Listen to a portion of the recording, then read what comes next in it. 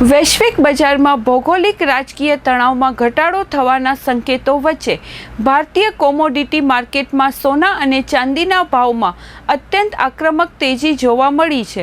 માત્ર એક જ દિવસમાં ચાંદીના ભાવમાં 7,684 અને સોનામાં 2,429 સુધીનો જંગી વધારો નોંધાયો છે।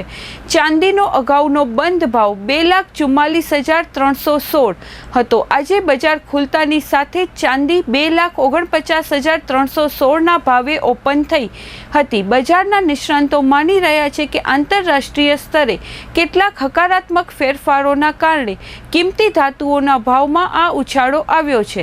અમેરિકાએ ઓપરેશન એપિક ફ્યુરી ખતમ કરવાની જાહેરાત કરી છે, જેની બજાર પર સકારાત્મક અસર પડી છે।